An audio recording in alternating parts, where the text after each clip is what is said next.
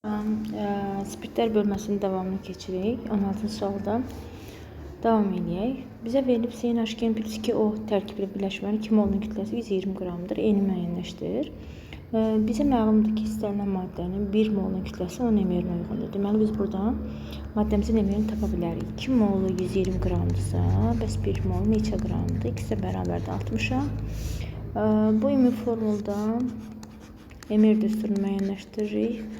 Bərabər edirik 60-a, 14 n də bərabərdir 42, n də bərabərdir 3-ə. Beləliklə cavabımız 3-ə bərabər oldu. Növbəti sual, 17-ci sual. 0,5 mol etil spirtinin dehidratlaşmasından neçə litr etilen alınır? Etil spirti dehidratlaşması yadda saxlanın, ümumiyyətcə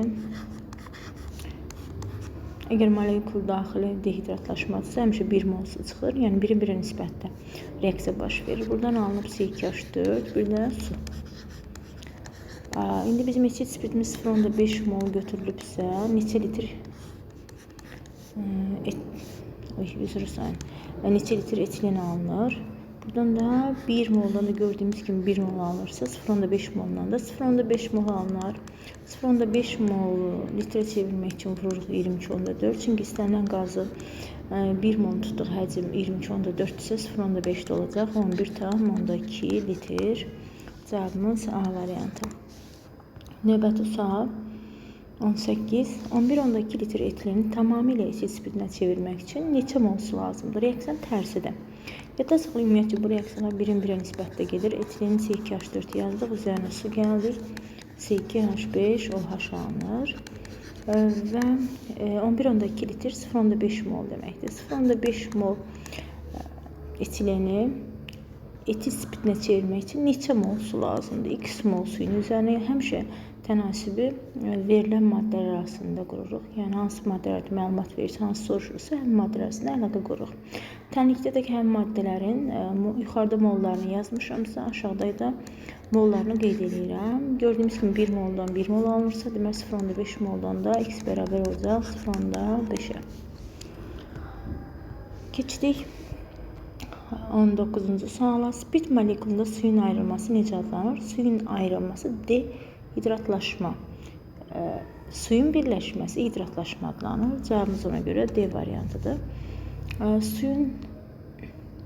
Etil spirtindən suyun ayrılması reaksiyası necə adlanır? Dehidratlaşma. 21. Etilenə suyun birləşməsi reaksiyası necə adlanır? Hidratlaşma. Yadda saxlayaq. Y variantı. 22-ci sual. Etil spirtinin bir molekulunda neçə hidrogen atomu var?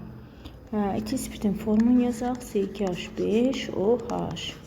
Gördüyümüz kimi 5 dənə radikalda, bir dənə də OH-ın tərkibində 6 dənə hidrogen mövcuddur.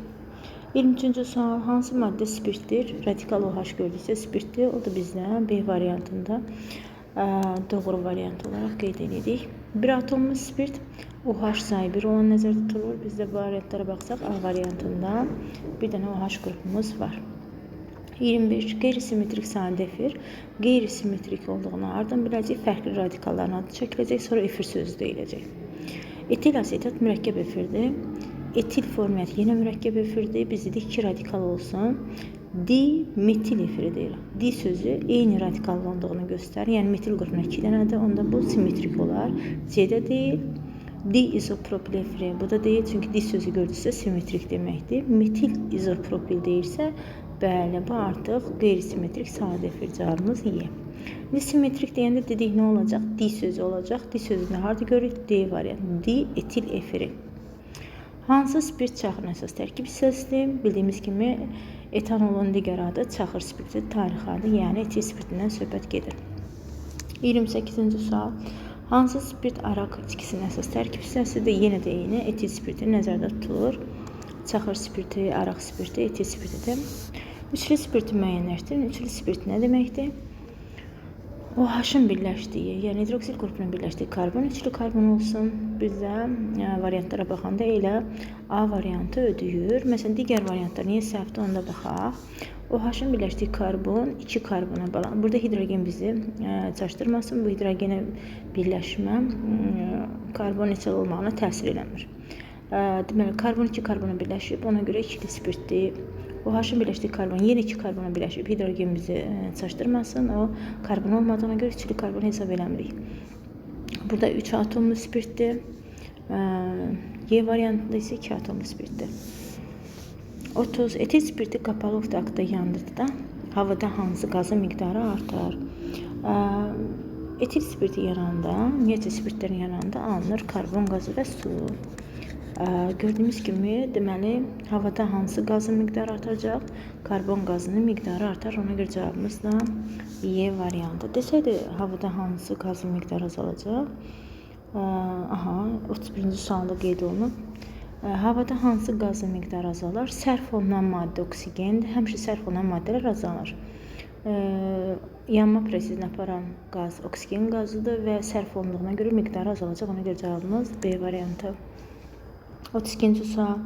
CH3OH, yəni metil spirti, etanol, bir də propanolun emirini hesablamalıyıq. Bizə nə üçün verilib?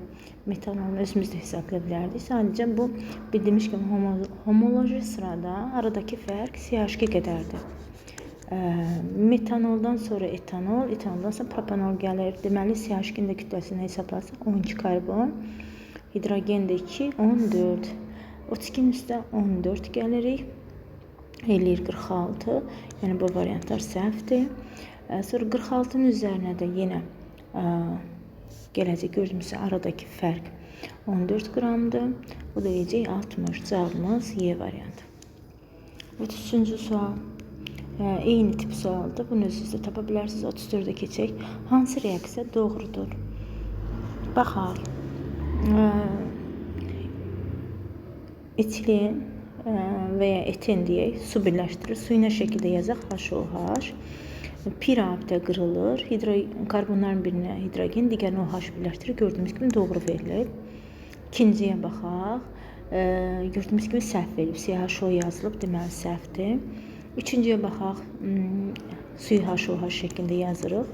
Markovnikov qaydasına görə hidrogenin çoxlanı, yəni burada 3 hidrogen olacaq, ortada isə OH birləşdirəcək. Gördüyümüz kimi bu da doğrudur. 4-də isə yanlış göstərilib. OH kənardakı karbona birləşib, yanlışdır. Markovnikov qaydası səhv tətbiq olunub. Bizdə doğrunu istəyirsə, 1-dən 3-ü götürəcək. Cavabımız D variantı. Növbəti sual.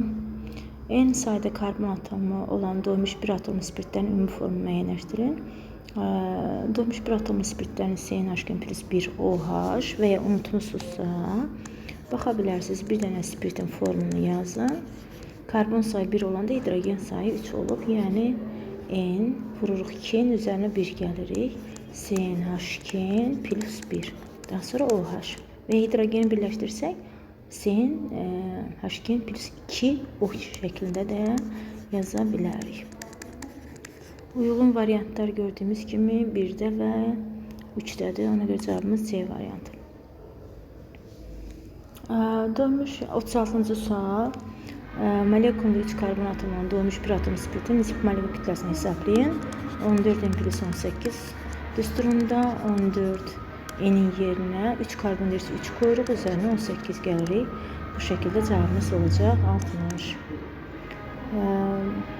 Bura kimi izah elədim. İnşallah davamında gələn dərs davam edərik.